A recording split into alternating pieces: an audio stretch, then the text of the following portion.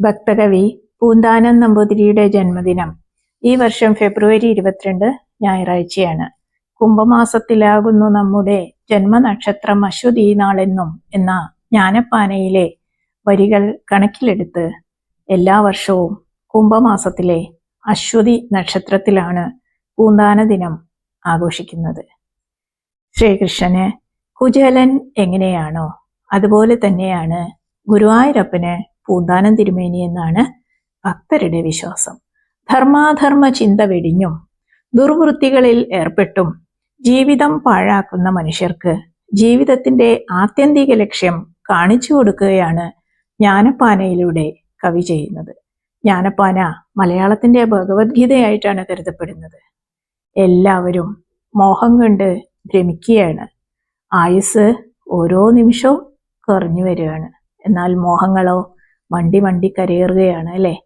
ഓണം കഴിഞ്ഞല്ലോ, വിഷു വരാനുണ്ട്, തിരുവാതിര ആയില്ലല്ലോ, കുംഭത്തിലാണ് പിറന്നാള്, വൃശ്ചികത്തിലൊരു ശ്രാദ്ധം ഉണ്ടല്ലോ, ഒരു ഉണ്ണി ഉണ്ടായിട്ട് അതിനെ വളർത്തി വലുതാക്കി അവനെ വിവാഹം കഴിപ്പിച്ച് അതിലൊരു ഉണ്ണി ഉണ്ടായിട്ട് കാണണം, കയ്യിൽ വന്ന നിലം അല്ലെങ്കിൽ ഭൂമി കൈമോശം വരാതെ സൂക്ഷിക്കണം, സമ്പത്ത് സൂക്ഷിക്കണം, അങ്ങനെയൊക്കെ ചിന്തിച്ചുകൊണ്ടിരിക്കുന്ന സമയത്ത് ശിവ ശിവ പാവം ചത്തുപോകുന്നു എന്നാണ് പറയുന്നത്.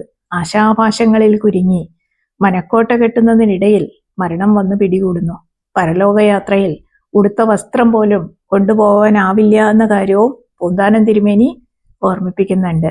സ്ഥാനമാനങ്ങൾ ചൊല്ലി കലഹിച്ച് നാണം കെട്ട് നടക്കുന്നവര്, അഷ്ടിക്ക് വകയില്ലാതെ സ്വന്തം കുഞ്ഞിനെ വിൽക്കുന്നവർ, പൂജിക്കേണ്ടവരെ നിന്ദിക്കുന്നവർ, ധനമോഹം കൊണ്ട് അധർമ്മം ചെയ്യുന്നവർ എന്നിങ്ങനെ സമകാലിക സമൂഹത്തിന്റെ ഒരു പരിച്ഛേദം തന്നെ പൂന്താനത്തിന്റെ വർണ്ണനകളിൽ നമുക്ക് കാണാൻ സാധിക്കും.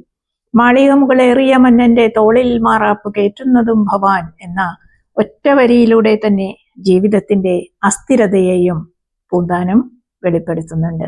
ജീവിതത്തിന്റെ നശ്വരതയെക്കുറിച്ച് ഓർക്കാത്ത മനുഷ്യരെ അപലപിക്കാനും അവരുടെ സ്വാർത്ഥതയെയും അഹങ്കാരത്തെയും തുറന്നു കാട്ടാനും നല്ലത് സംഭവിക്കണമെങ്കിൽ ഈശ്വരനിൽ മനസ്സർപ്പിക്കണമെന്നും വാദിക്കുന്ന ജ്ഞാനപ്പാന ഇരുളാണ്ട ഒരു കാലഘട്ടത്തിലെ വെളിച്ചമായി കലാശിച്ചു എന്നതാണ് സത്യം.